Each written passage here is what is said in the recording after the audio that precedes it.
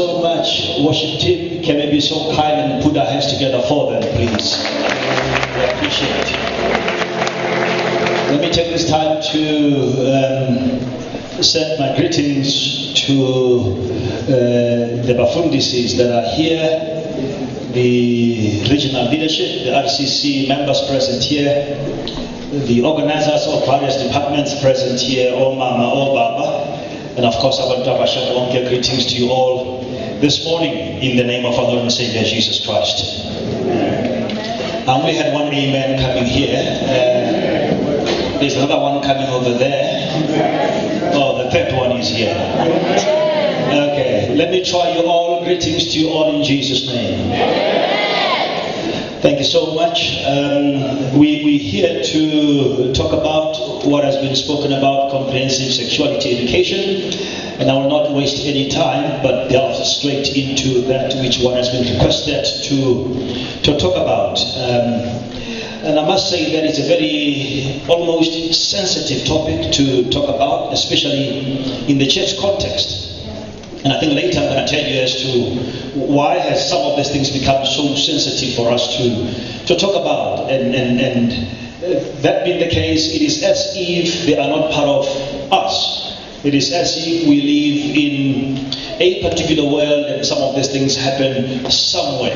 You know, that's how we have become as a church. And that's why it is a bit not that easy to talk about some of these things. Because we have a way of saying, no, and yet these are part of who we are. I know the chairman did do the exercise, but I was deficient. I could not see everybody, and I think I would want to do that again, just so I could see who is here. And I think it's very important, especially because of exactly what you're going to be talking about. Can I see the parents? I think I can see you well from here. Just to see how many parents do we have here. I'll ask you to your feet, if you don't mind, please.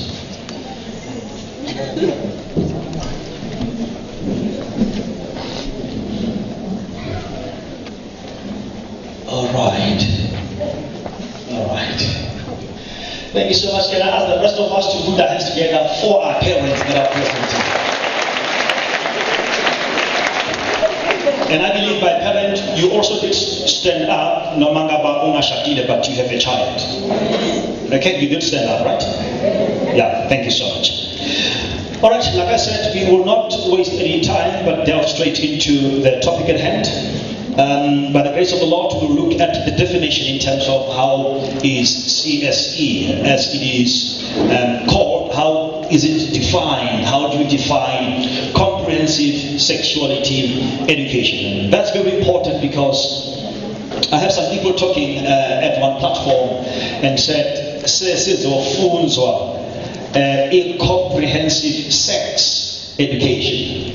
And there's a great difference, as you will see shortly, about a sexual education and a sex education. So it's very important that we spend some real good time in attempting to understand what is this CSE. The second point here about the importance of this definition, it is simply because the media has done a lot of job, which to some extent it has some issues that needs to be put into proper balance.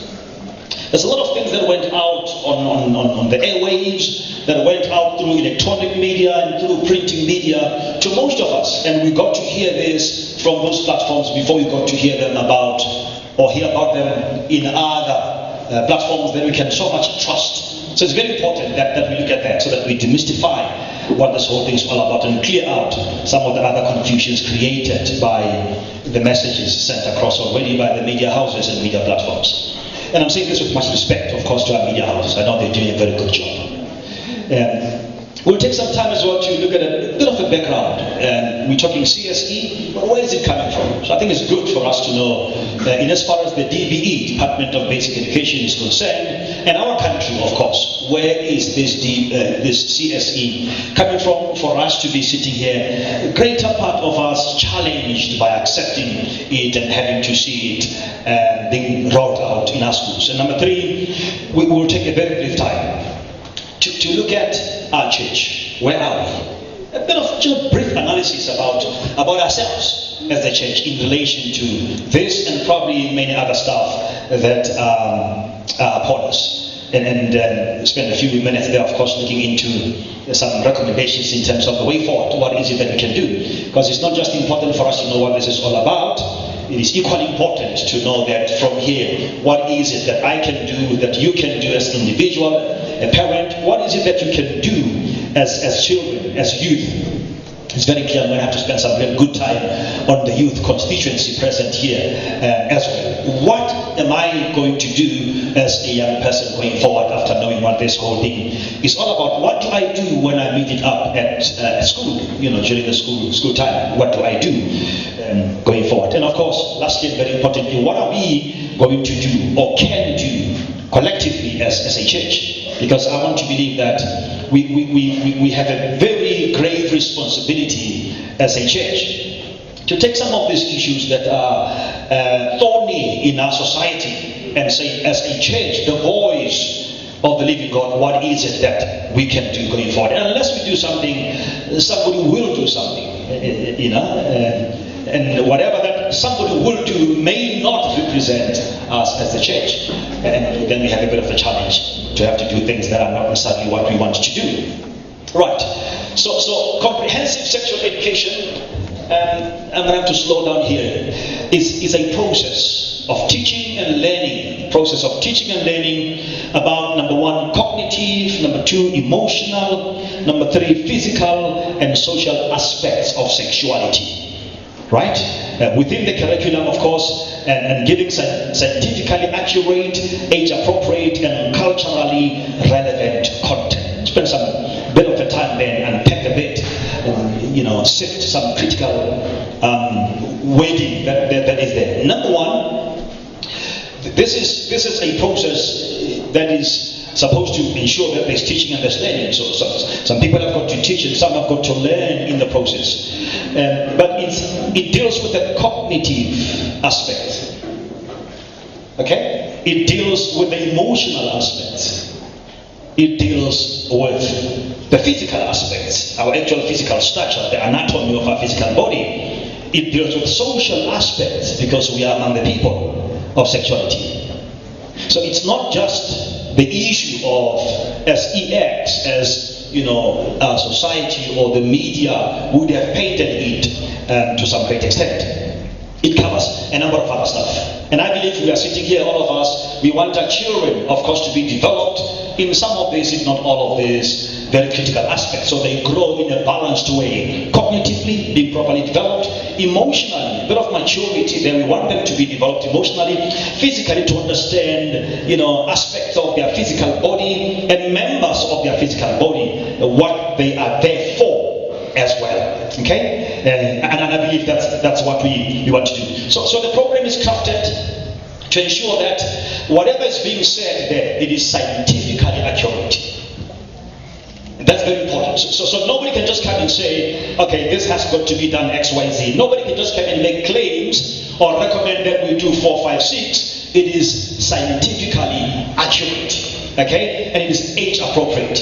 And this is very important because I know when I first heard about CSE myself, I thought that whatever will be taught at grade 12, for example, it will be exactly in the same way and approach that a grade 4 kid will be taught.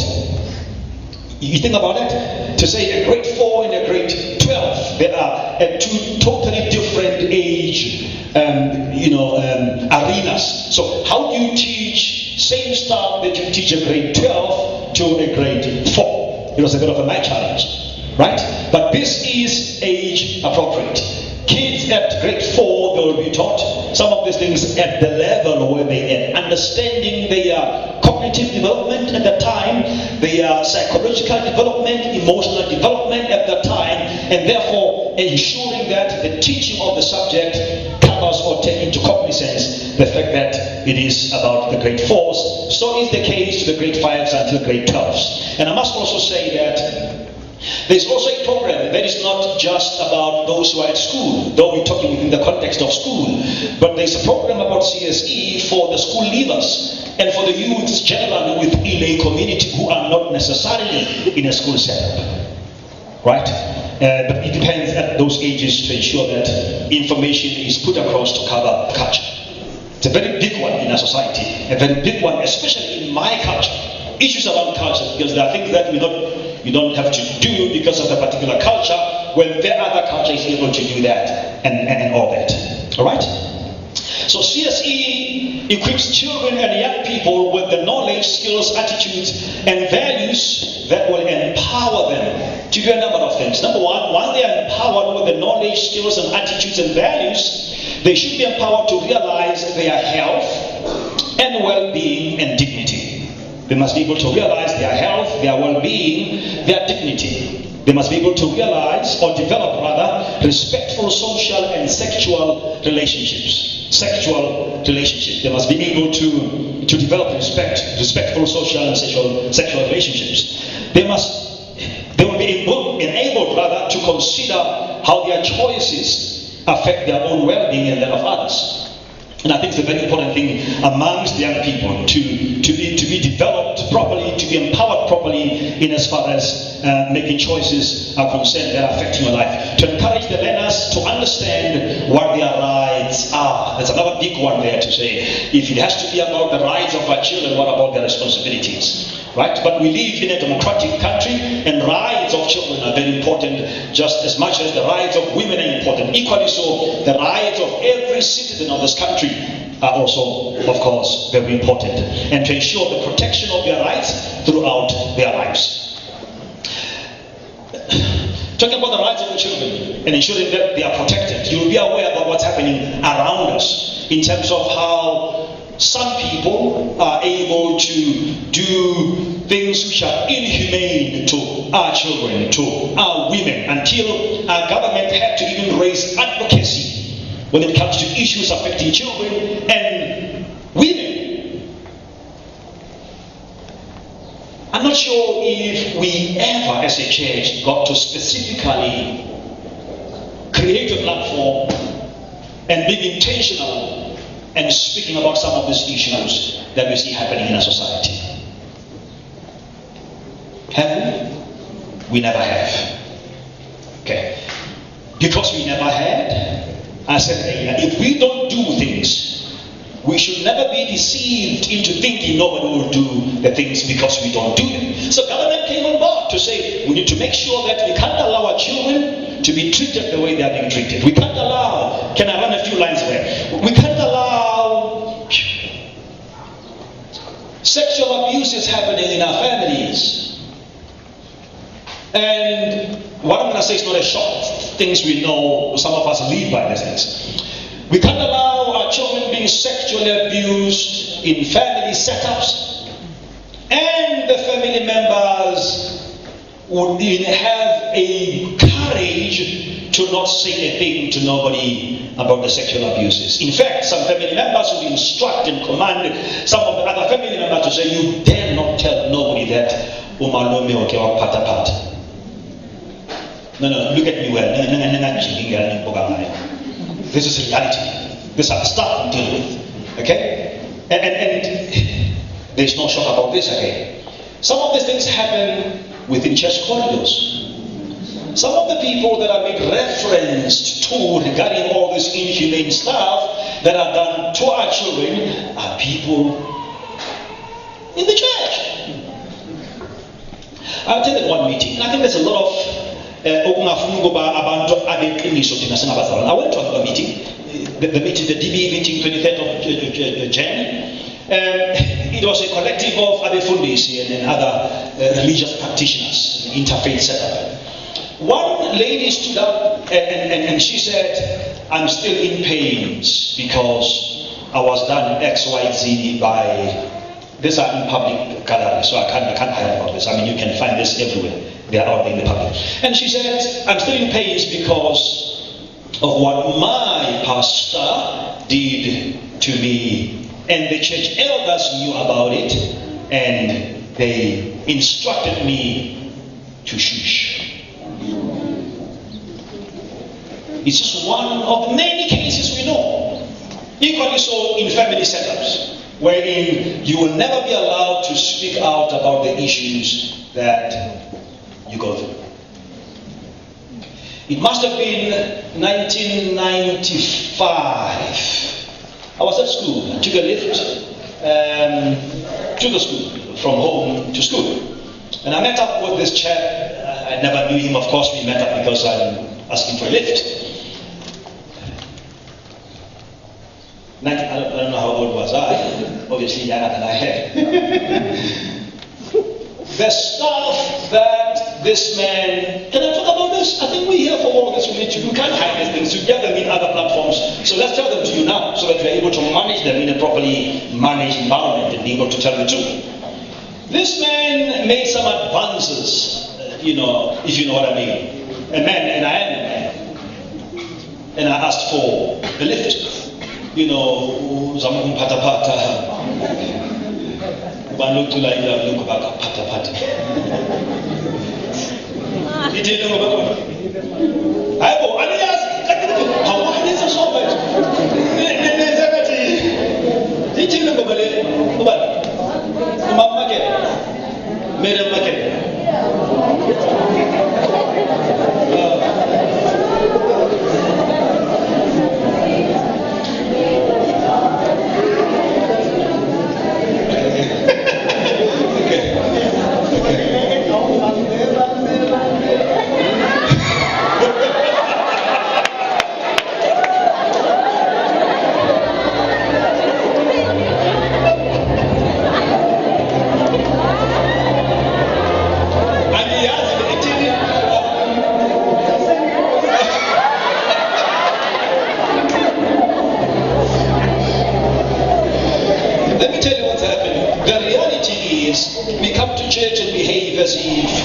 We're locked up in a church world that's not societal, not knowing what's happening around us.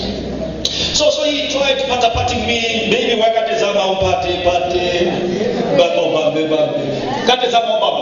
here's what my point is. Okay, before that. When I came to Johannesburg in 1997, 98, sorry, February 98. As a young man, I'm saying these issues because these are real issues, to show you the importance of what to do. And I came to Joburg and I met up with the believers, like I had, of course, to grow me up and. One of the days we went to a quarter, like we came to the seminar like this, and obviously Stella in Dazoblala, I tailored two, and I was given one Dawoblala. And I realized later it was a strategic giving of Leanna. Later, I saw it later. I got to lend out to a brother like I am. When we went there, she was meant for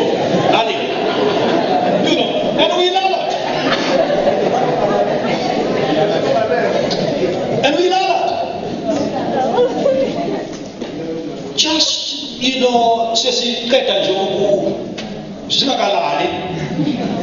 how do I say this?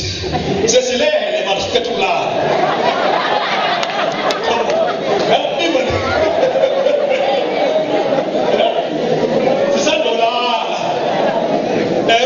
So we just slipped ourselves into the bed.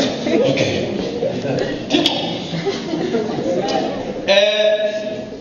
15 minutes or maybe 30 at most.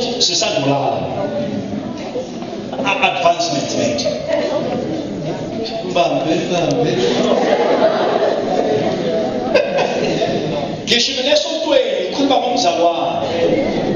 I'm sharing this issue so you know if we don't address this thing, something else will address it. And the sooner we are awakened to reality, the better. Okay? Here's the point.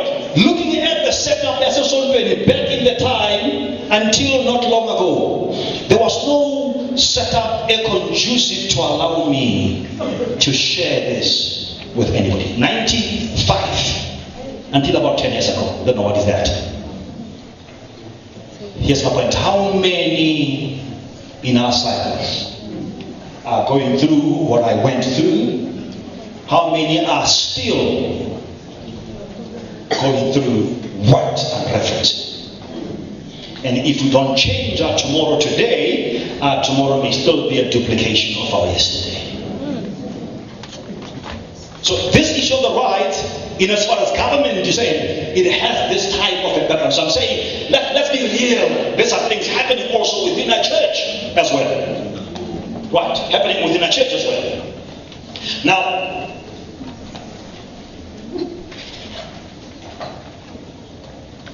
okay. So where are we? We are here talking about the rights. So in essence, the CSE enables young people to adopt positive sexual behaviors, such as, for example, but not limited to, delaying the age of sexual debut. And this has been argued for a very long time in different platforms because of miscommunication. People would say, when people are being fed on the information around sexuality, well, sex as it has been put out across, therefore it will make our children to have their sexual debut to be a bit earlier. You know, good language. Right? So CSE, from where it is, they are saying that it is there to delay the age of sexual debut, to reduce the frequency of sex and number of sexual partners. Now, I need to stop a bit. This what you need. So CSE, if we miss a tina, I'm aware, that's what I'm getting at. To one, reduce the frequency of sex and the number of sexual partners. Now, how do you think about that in the church setting? Of course, remember, I should have said this. This is not necessarily crafted to come to Assembly of God, Assemblies of God. Can I repeat myself? It's not a program that the learning materials developers set and say we're developing a program for the Assemblies of God. Not even a program necessarily for the Christian community. So look at it from that point of view to say there are many other children in other settings and many other youth who cannot abstain or have their sexual debut delayed. Then in that case, DBE through CSE says, at least boya maneno akushiwa kuwe le ayizikile. And it is abantu ngaphandle who are very active, abangana the morals and the values that we are espousing ourselves at the Church of the Living God. So get this clear. Young people, this is not for you. Tap your neighbor, say, young person, tap your neighbor, this is not for you. Tap your neighbor one more time, this is not for you.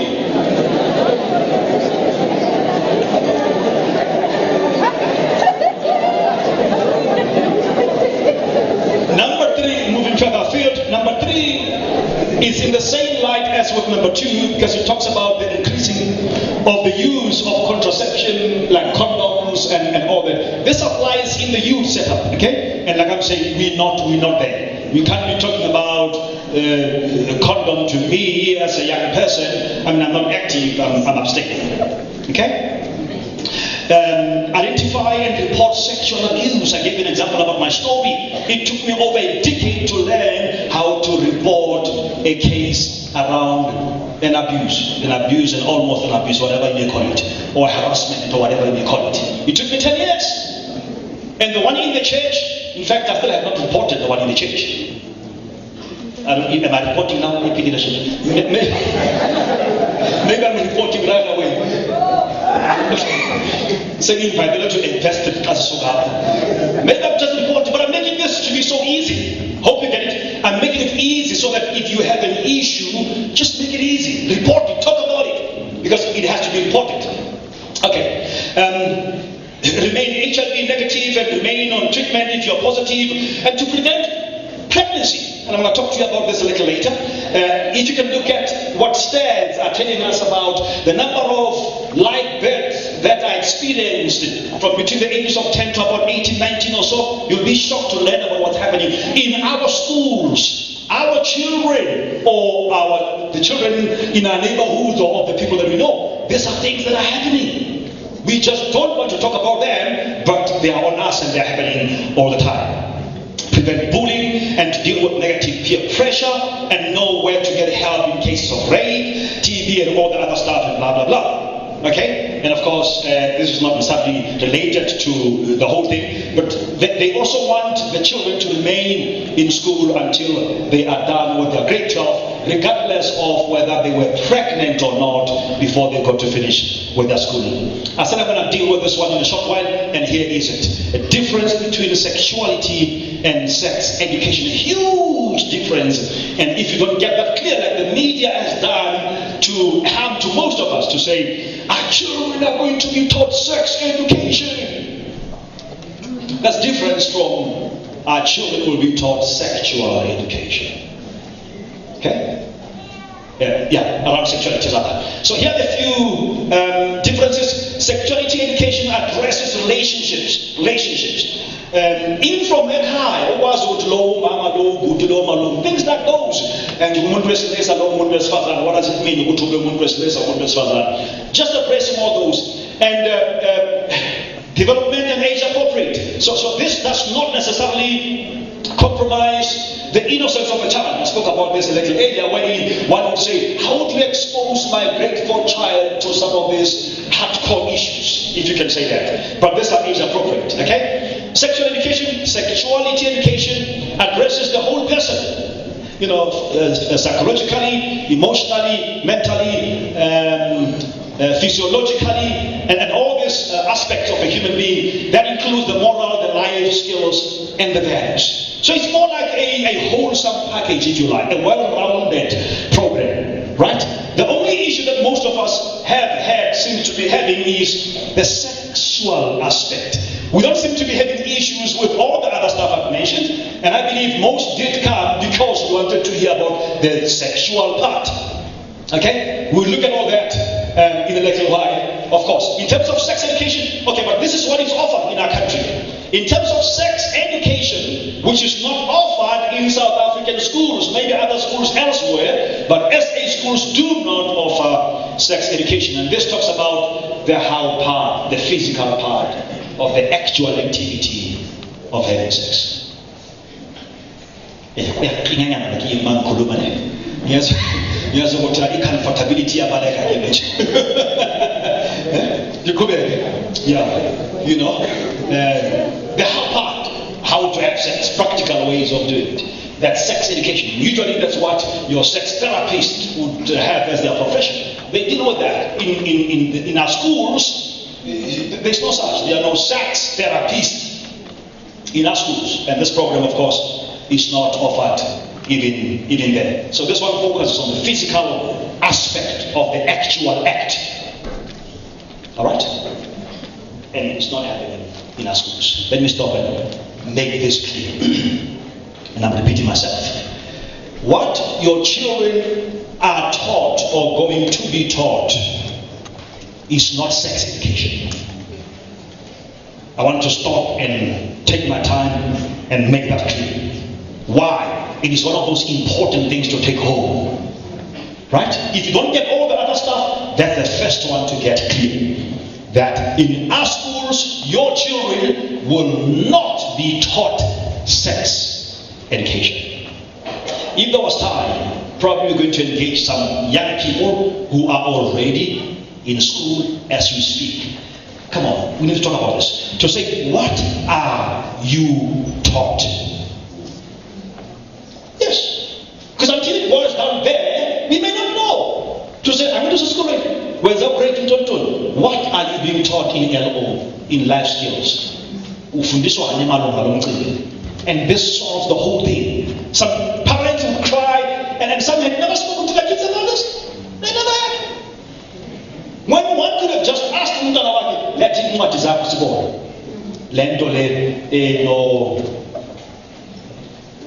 No sex part of it.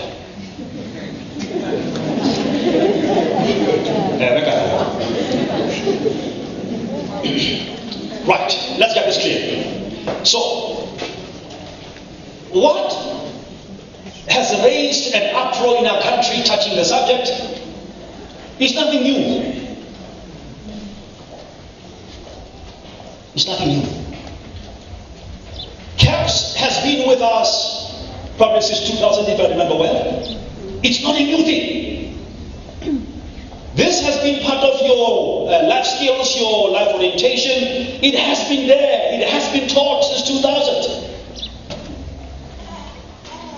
The only thing, and please get this clear, the only thing that has been piloted, I'll talk to you about that in a little while, that has been piloted is what our education practitioners call the SLP, scripted lesson plans. Can I repeat that? It's a very important note. What is being piloted, it's not kept in terms of the curriculum itself. The curriculum has been with us since, like I'm saying, about 2000 if I'm right. What is being piloted rather is the scripted lesson plans. A few lines onto that to make sense. So since CAPS, there has been the CSE program that has been taught, but the teachers were not given actual practical tools on how to teach CSE. So a teacher would have to find a way himself, herself, on how to approach CSE in class. So DBE realized that people are having different approaches, they are having different ways on how to do it, and the issue of morality and values would differ, because if it is left with me, it is based on my values on how I approach it. And it will be different from how she does it, different from how he does it. Okay, so the DBE said there has to be this scripted lesson plans so that a teacher knows how to approach the subject, how to approach the whole learning when it comes to CSE. Is that clear? What is being piloted is SLP, scripted lesson plans. CSE has been with us.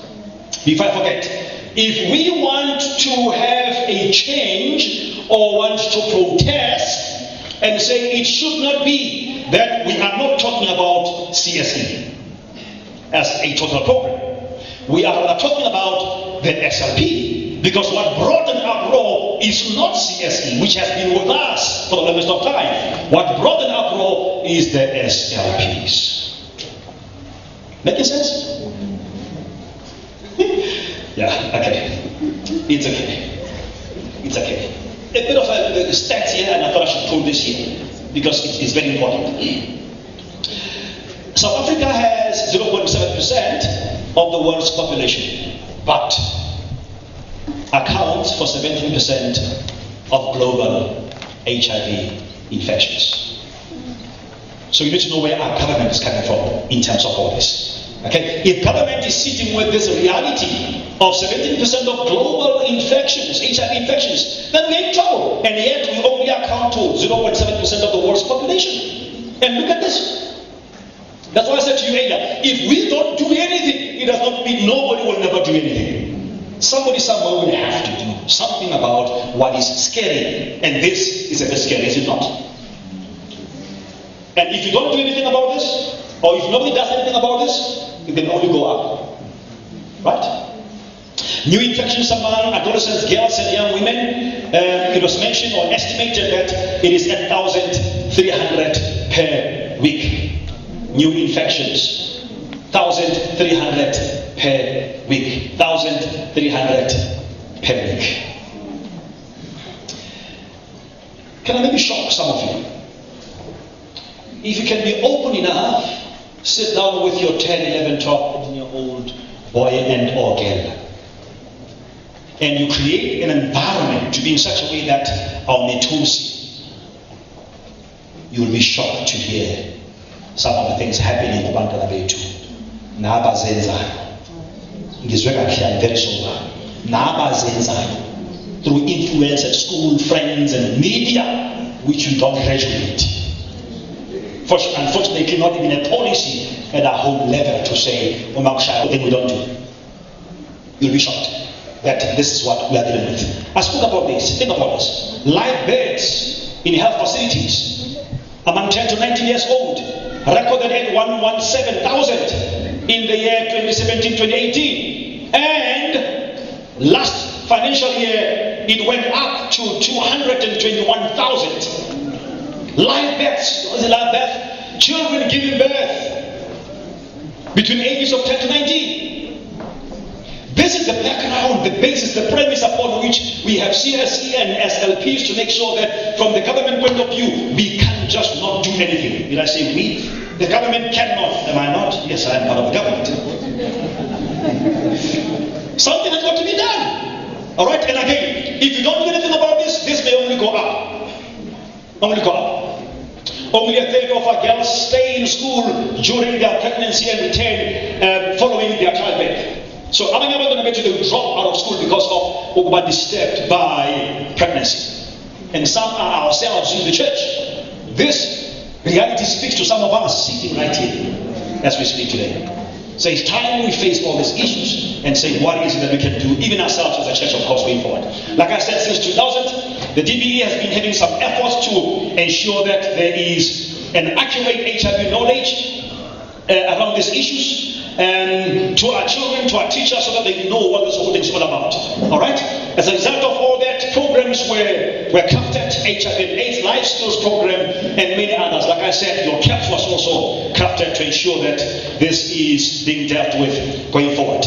Policy framework for CSE, I want to touch just two things here. Number one, in 2013, there was what was called an ESA meeting, out of which an ESA commitment was made. What is ESA? ESA is the Eastern and Southern African countries. About 20 of them. They had met in 2013. Okay, and they then signed an ESA commitment to say, come 2020, 90% of our African countries should have been part of the SCE, CSE, especially talking about the SLP rolled out in our schools. And that is why the second round of the pilot is happening this year, not any other year. Because our government or DBE is ensuring that they do keep to the ESA commitment. Alright? And of course then there was a DBE National Policy on HIV, STIs, and TV for learners, educators, and blah blah blah, which was approved by Cabinet in 2017. Can I ask you a question? Do we know what is happening in our government? Do we follow what's happening in our government?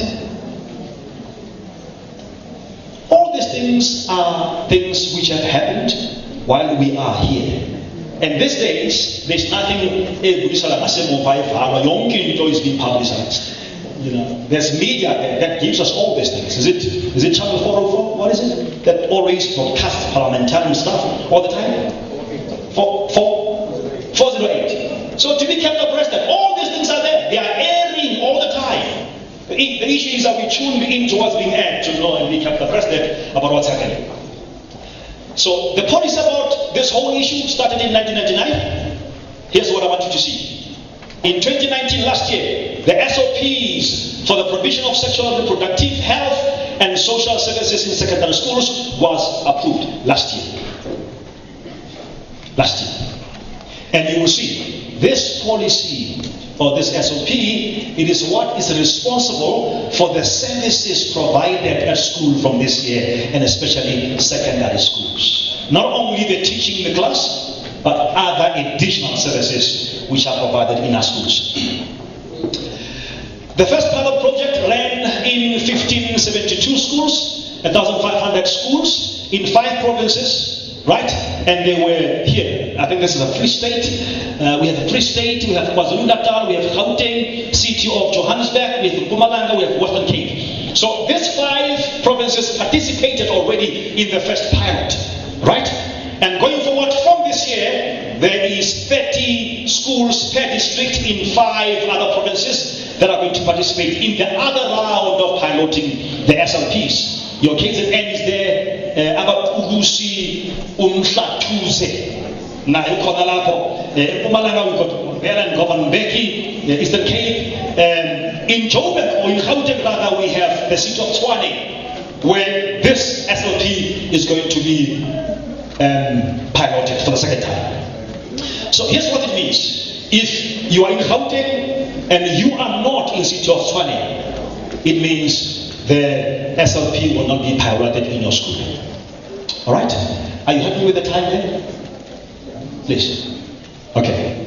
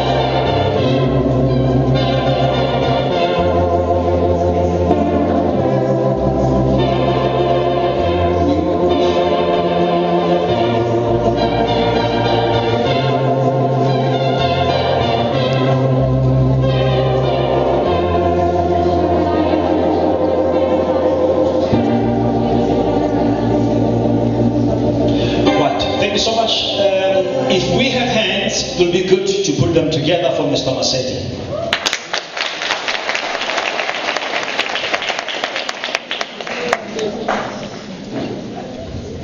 I said earlier that because of the SOP approved last year,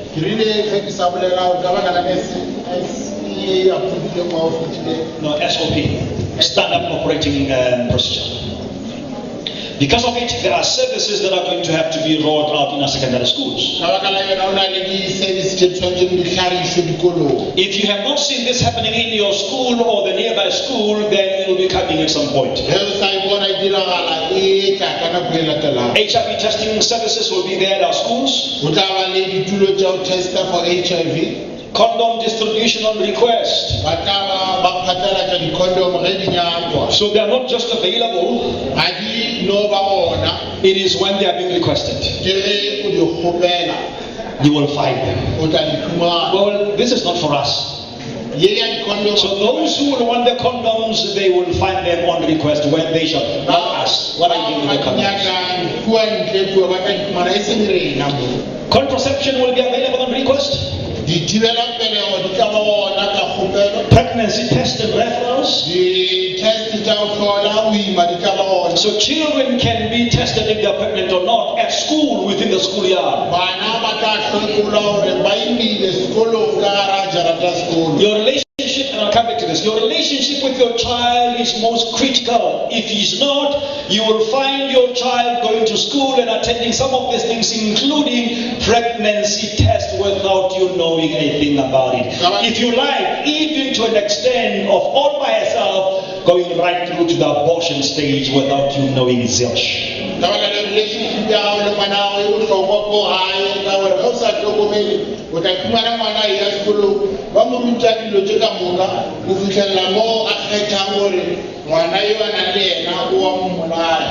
Emergency contraceptions will be there, of course, in our schools.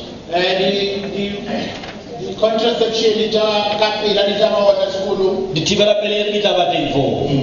referral for male medical circumcision, so it won't be done in school, but if there are children who may so wish to go through male circumcision, they will be referred to health centers.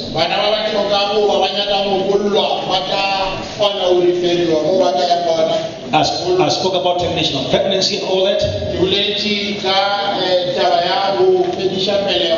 These are the services to expect in the secondary schools. You will not find them in the primary schools. Right. A brief analysis, like I said, about what's happening in our church. Because we need to do a bit of analysis about where we are as a church. Out of which we then should be able to say what is it that we can do going forward to participate positively in what's happening in our society, touching the subject of CSC and many other subjects.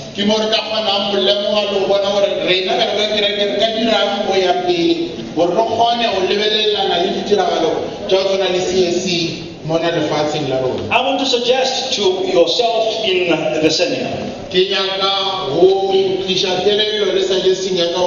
that I think the church has relegated herself from influencing the government as it used to be back in the time.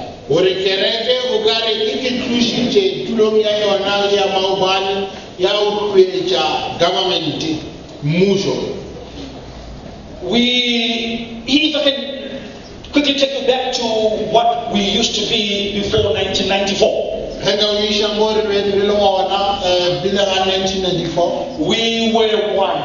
We would pray for democracy. We got democracy. Maybe the first few years thereafter. We were almost active in making sure that we participate. Really active to make sure we participate. But years coming down to where we are, almost lost our flavor, if you like. So I think the church has stopped or not even thinking or planning intentionally on how to influence our government in one way or the other.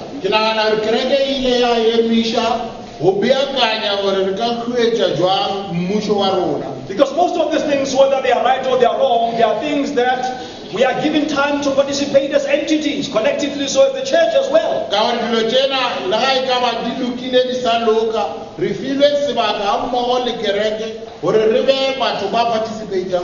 We have relegated ourselves to, or sentenced ourselves to become reactive. And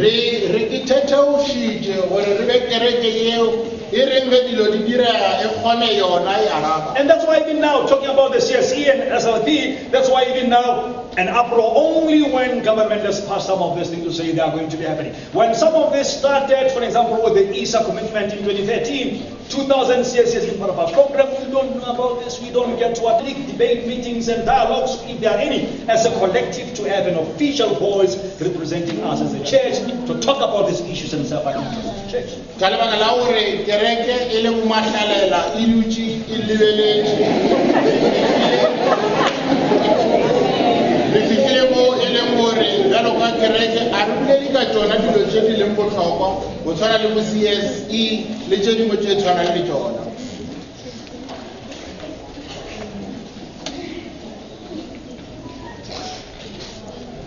We will be doing ourselves a disservice and generations to come if we still continue the same way we have been going forward.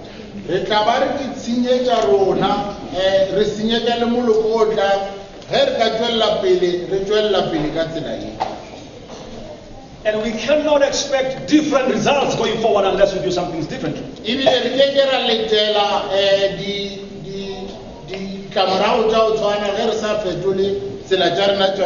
One of the genius, Albert Einstein, in his attempt to define insanity, he said insanity is doing the same thing over and over and over and over and over and over. You can say over and over to eternity, over and over again, and expect different results.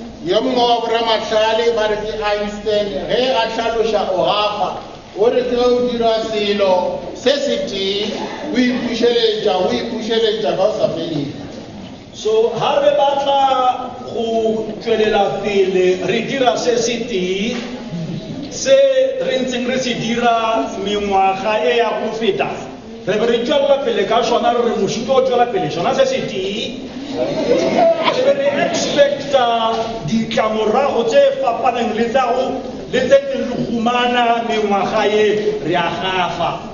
So if we continuously do the same thing and we expect different results from it, in actual fact, we have become insane. Absolutely. So I think the church doesn't have much of a real voice in government corridors.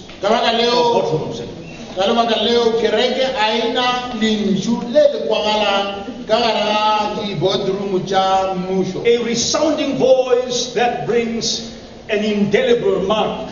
If there's one of the prayers that we should make as a church in the now, is that there is a voice for the church. And a voice by the church. So that when the church speaks, our government should stand. Amen. You know, God can restore. God can restore these things.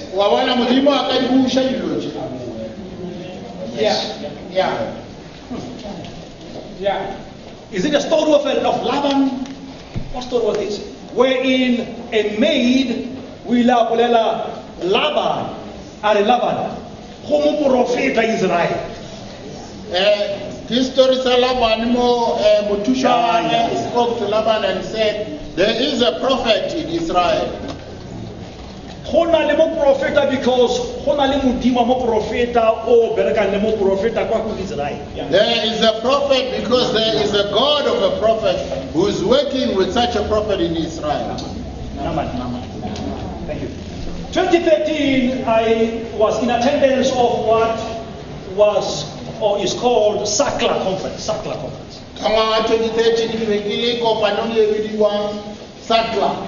the president at the time was Honorable Thabo Mbeki. President Kanagwe le mohlomphegi Thabo Mbeki. He made an address to all of us who were there. And he said something that's still stuck within me by now. He said, as government, we try all the strategies, all the plans, all this and that, putting them together to ensure that we push Moshaba to where it is supposed to get to.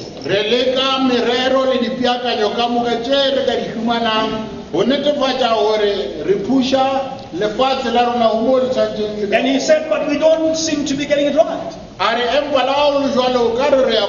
The last line, this is what I wanted to say. And he said, our hope is in you. That you were us, the church at the time. I can almost hear that echoing into my audience.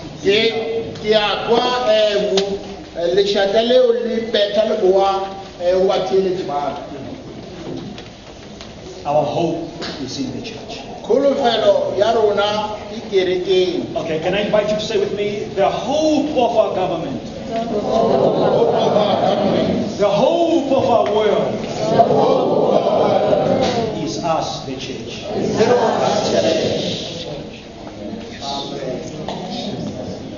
Yes.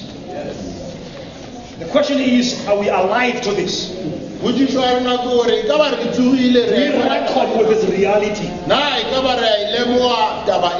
are we prepared to do what is expected of us as the church? We are not a social club. We are not a political party or formation. We are the ecclesia. They're called out. And called out for a purpose. And one of that is to influence others to get to know about the King of Glory whom we serve. And to enforce and push with the wisdom of God the agenda of the kingdom of heaven. But you are the voice. We need to pray for God to raise us that prophetic voice that will ensure that it speaks and stands for the heart and the mind and the purpose of God in all these meetings when we are honorable finance. And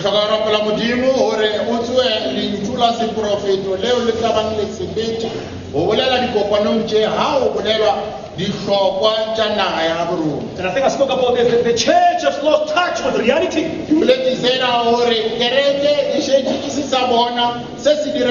We have lost touch with reality.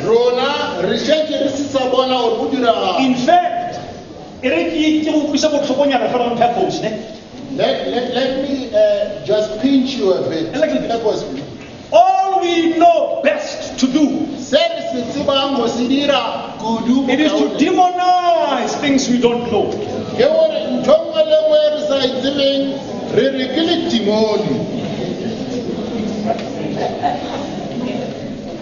The daughter to my cousin, about 10 years or so ago, she had a baby at age 10, meaning she got pregnant at age 9.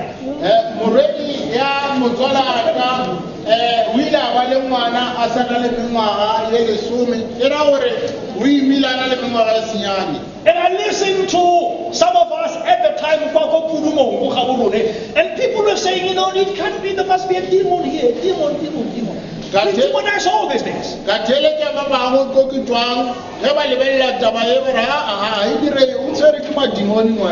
We have lost touch with reality.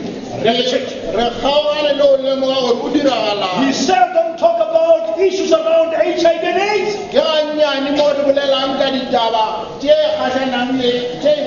Intentionally from national platforms going down to all the other tiers in 78. We seldom do that.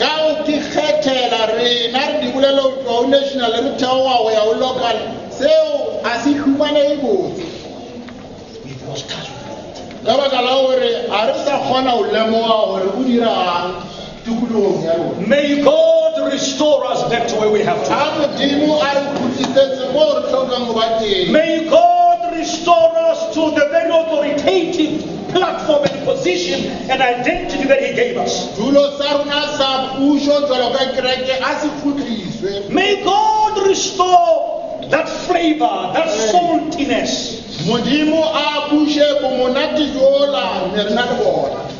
Hore morning teng batho ba kgone go utlwa go no bona hore wa bona ke go na le batho ba ka fun direction. Where we are, people should hear and see, no, there are a group of people who can give us direction. You know how many things the government are struggling with? You know how many things the government is struggling with? When we can only, is it Paul who spoke to? Paul who spoke to Timothy and said, son, stir up the gift of the Spirit that was laid upon you when that was bestowed upon you when the hands were laid upon you.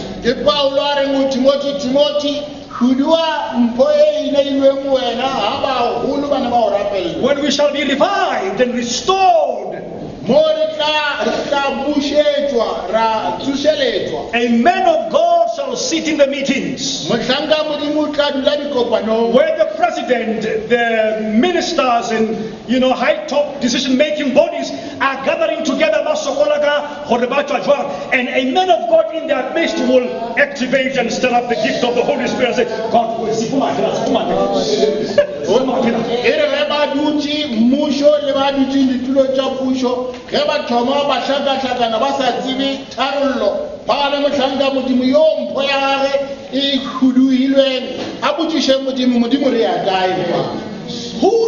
Who said God does not want to be involved in government?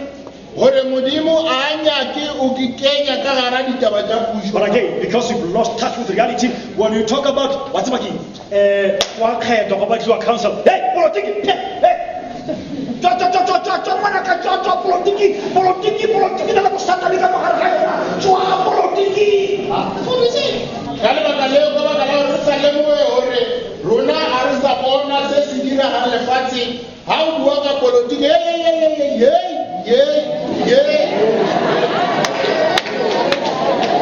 Politics are dirty.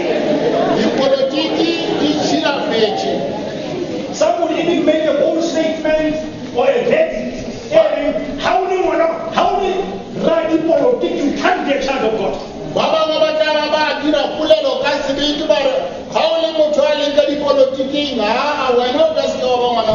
May God help us. May God help us. May God. Let me close. Psalms 123, verse number 7. Psalms 127, verse number 3. 127, verse 3. Somebody quickly.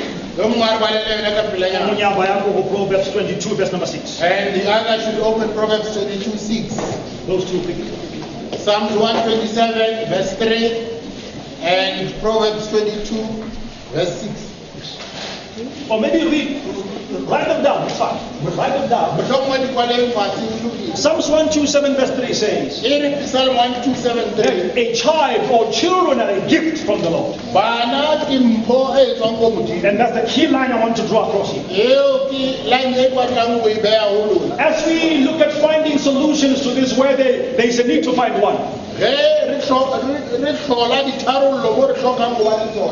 understand that from where God is, children are a gift given to us as parents.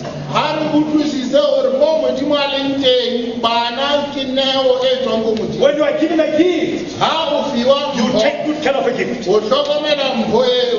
Don't you?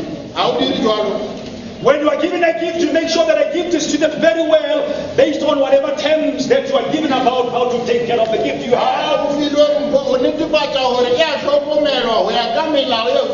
So the children that we are referencing here are not the children to or for the schools, but they are your children.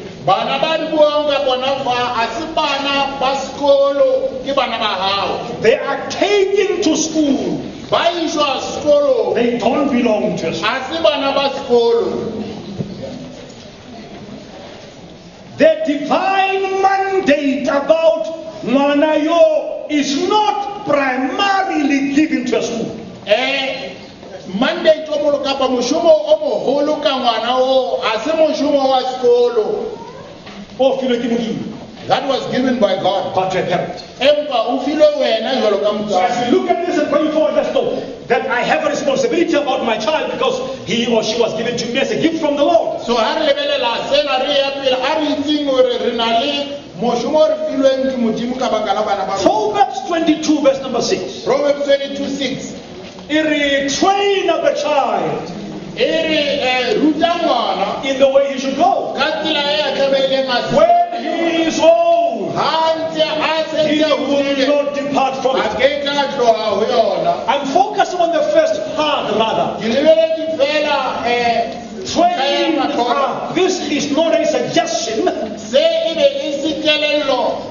It's a command. Parents, this is a who is commanded? Who is commanded? Who is the commander? So God commands us to train up our children in the way they should go. In the way they should go. So everything about the growth of our children, development of our children, training of our children is relying upon us as parents.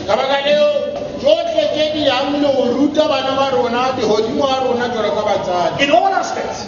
That includes sexual education. It's amazing how we are so hasty to push other sensitive subjects pertaining to what you're talking about, even to the school.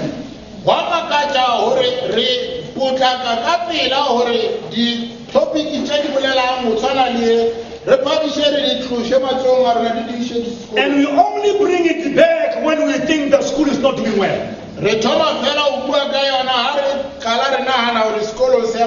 Otherwise, generally, we have a culture of avoiding to talk to our children about the very subject.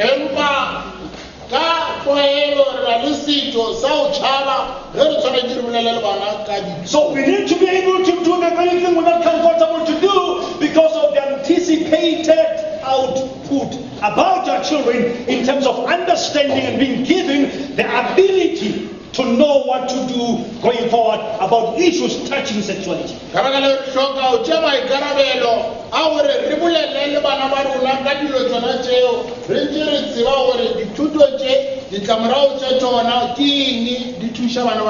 We have for too long allowed the world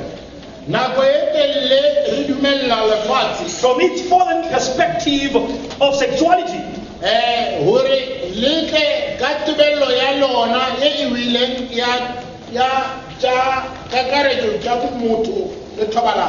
to educate and even stimulate our children.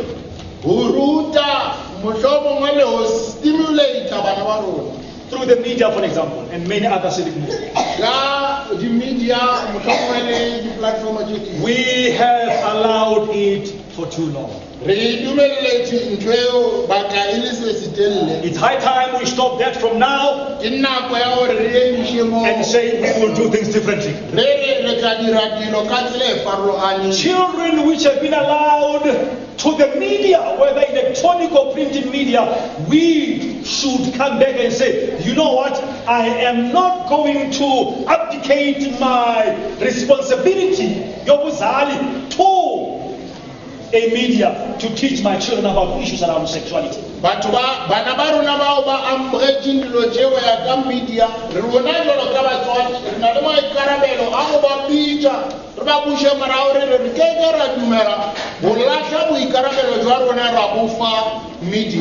are we ready?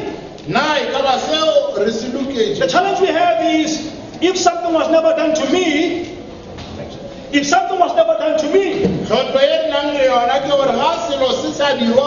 seem to be challenged to do it to the others. And I always borrow from Nike and say, just do it. Dira fela. Just do it. Dira fela. It may not have been done to speak to. Your parents may have not spoken to you about sexuality. Batswadi ba hao ba ka ba ba sa bua le wena ka tsa sexuality. But just do it. To your kids. Empa wena ho bana ba hao bua. Speak to them. Bua le bona. Come on, you want to, but something bullshit. You want. Where do I start? Hey man, someone know coffee and find a way to just talk about it. Just talk about it. How do batla uira? Tshwana le Paul ha re se di nyaka mo se dira ke se dira fela e no so dire. So one of the recommendations I want to put out here is Yengwe ya di recommendations tlisang fashi. Develop a strong and a healthy relationship with your child as a parent. Wena jolo ka motswadi netefatsa hore relationship ya hao ke botse ebile e tile le ngwana hao. Develop that relationship. If you do not do that, then the media will do that, of course. O sa do that relationship ya mohuta o le fatse le media le tla o direla yona. It is within that healthy relationship with your child as a parent that you can freely be able to navigate yourself around uncomfortable topics of discussions like this one. Dikara relationship ya mohuta o mo wena o tla kgona go sepela o bontsha ngwana hao ka di-topic tsa mohuta o. If parents don't provide their children with models of decent and appropriate exposure,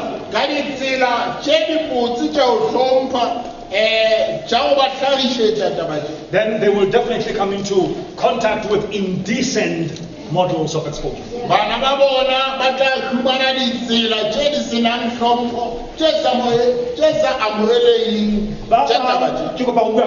Let me speak freely.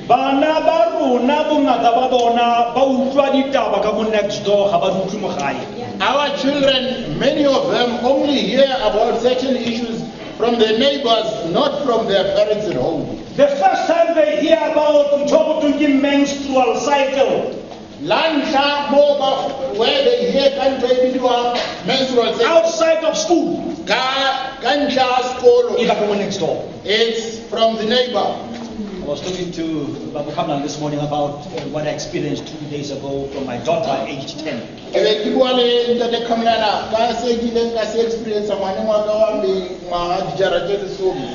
days ago, she says to me, I picked her up from school, going home, and she's telling me what happened that day that almost traumatized her bit.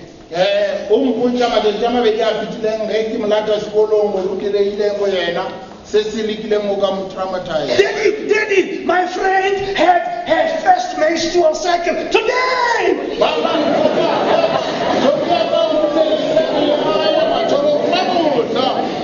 And you could tell it's a combination of the excitement I'm trying to put, but also a bit traumatized, you know.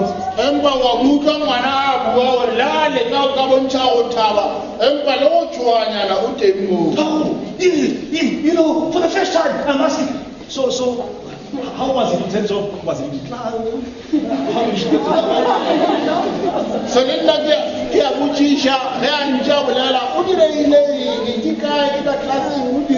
Can I show you how you reacted now? Can I show you how you reacted? Can I also tell you why you reacted the way? To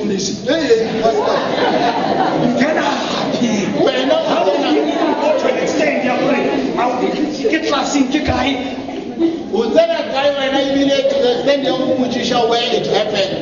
Can I tell you now why you reacted that way?